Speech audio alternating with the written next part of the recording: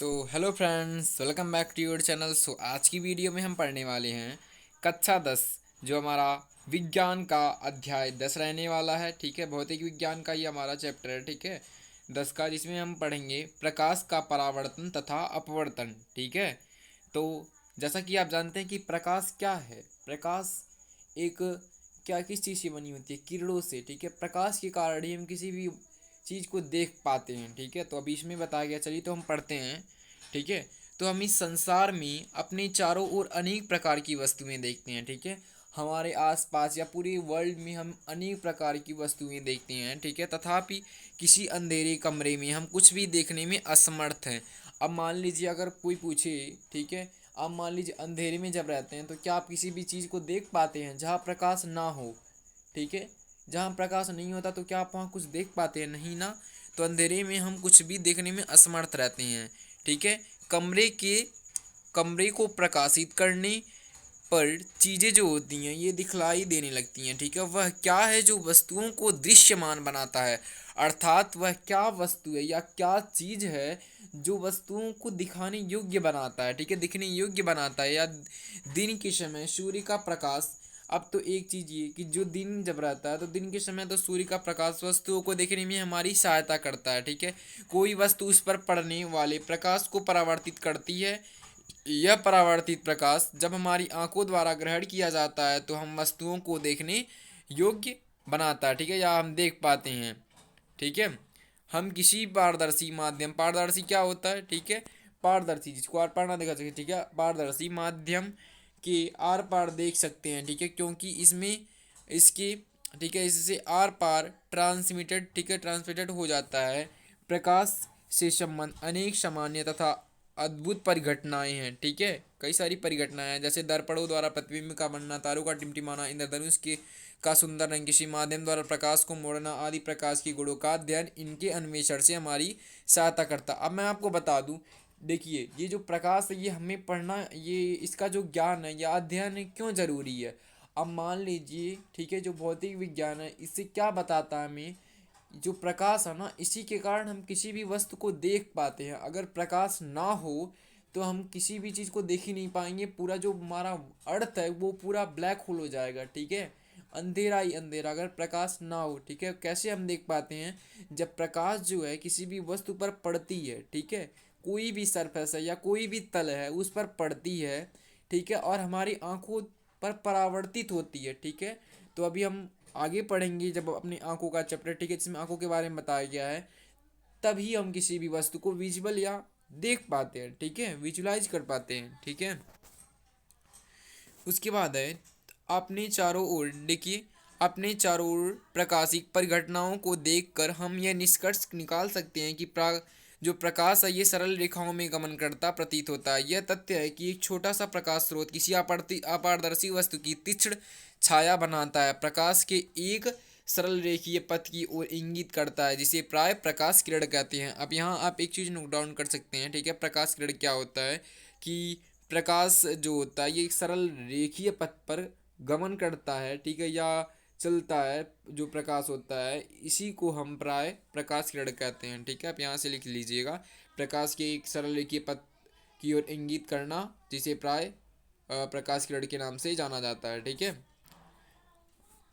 तो अब हमारा है कि आप ये भी जानिए। ठीक है, ये भी हम देख लेते हैं इसमें क्या है कि प्रकाश जो होता है, प्रकाश यदि प्रकाश के पथ में रखी अपारदर्शी, अब यहाँ अपारदर्शी, ठीक है, अपारदर्शी आर पार इसके हम देख सकते हैं, जैसे हमारा लेंस इसका उदाहरण हो सकता है।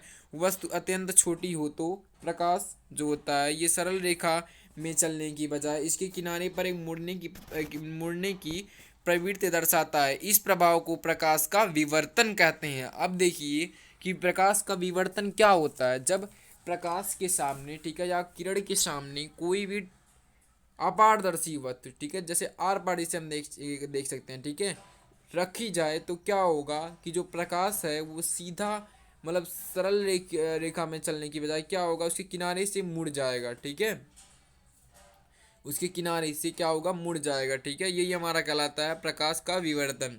ठीक है, तब वे प्रकाशित जिसमें सरल रेखीय व्यवहार के आधार पर किरणों का उपयोग करते हैं असफल होने लगती हैं।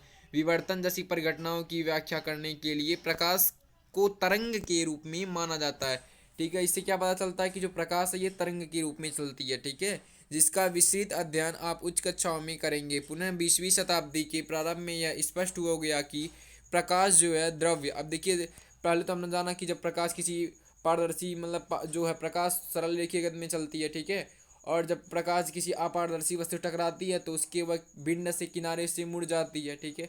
अब हम देखते हैं जब प्रकाश जो होता है ये जब द्रव्य से टकराता है, ठीक है, किसी भी विरल माध्यम से संगन माध्यम में जाता है तो क्यों क्या होता है, तो साथ अन्योन क्रिया करता है। क्या करता है, द्रव्य के साथ अन्योन क्रिया करता है। अन्योन क्रिया में विवेचन में प्रकाश का तरंग सिद्धांत अपर्याप्त तथा प्रकाश प्राय कणों की प्रवाह की गति पर व्यवहार करता है, ठीक है। प्रकाश को सही प्रकृति के बारे में उलझन कुछ वर्षों तक चलती रही, जब तक कि प्रकाश का आधुनिक क्वांटम सिद्धांत उभर कर सामने नहीं आया, जिसने प्रकाश को न तो तरंग माना गया और न ही कण। इस नए सिद्धांतों ने प्रकाश के कण संबंधित गुण तथा तरंगों के प्रकृति के बीच सामंजस्य स्थापित किया, ठीक है। तो अब हम आगे देखते हैं क्या है कि इस अध्याय में हम प्रकाश के परावर्तन तथा अपवर्तन की परिघटनाओं का प्रकाश के सरल रेखीय गमन का उपयोग करके अध्ययन करेंगे। यह मूल धारा प्रकृति में घटने वाली कुछ प्रकाशिक घटनाओं के अध्ययन में हमारी सहायता करेंगी। इस अध्याय में हम गोलीय दर्पण, देखिए क्या क्या पढ़ेंगे, गोलीय दर्पण के परावर्तन, गोलीय दर्पण के प्रकाश के परावर्तन, प्रकाश के अपवर्तन एवं वास्तविक जीवन के लिए कुछ अनुप्रयोगों को समझने का प्रयत्न करेंगे। अब प्रकाश का परावर्तन क्या होता है, ठीक है, प्रकाश का परावर्तन, ठीक है, परावर्तित कोई भी क्या होती है, कोई भी लाइट है, मान लीजिए एक तल है, ये यहाँ से ये कोई एक हमारी लाइट है, ठीक है, यहाँ से हमने इसको लाइट मारते हैं, यहाँ से जाती है हमारी आपतित किरण हो गई और यहाँ से ये परावर्तित होती है, ठीक उसी माध्यम में से लौट जाती है, तो हमारी ये क्या हो गई, परावर्तित किरण हो गई, ठीक है, ये हमारा अभिलंब हो गया, ठीक है। अब देखते हैं कि क्या होता है, इसमें क्या बताया गया है। तो उच्च कोटि की, ठीक है, उच्च कोटि की पॉलिश किया हुआ पृष्ठ जैसे कि दर्पण आप अपने पर पड़ने वाली अधिकांश प्रकाश को परावर्तित कर देती है। आप प्रकाश के परावर्तनों से के नियम से ही पहले परिचित होंगे, आइए इन नियमों को स्मरण करें।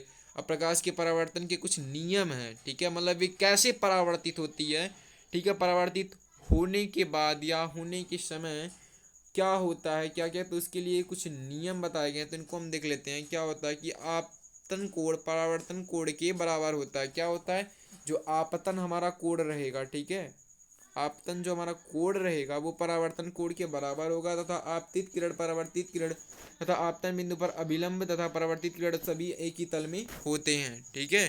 तो आपको मैं इसको एक फिगर से अच्छे से समझा देता हूँ, ठीक है।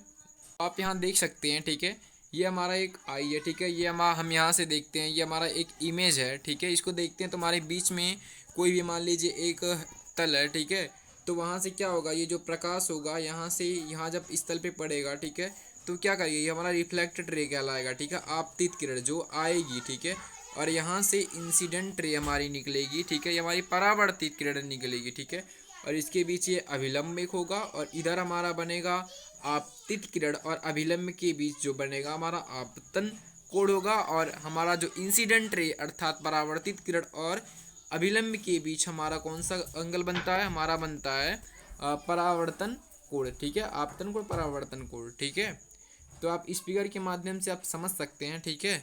सो अगली वीडियो में हम इसके आगे का पढ़ेंगे, ठीक है। So thank you watching this video, have a nice day.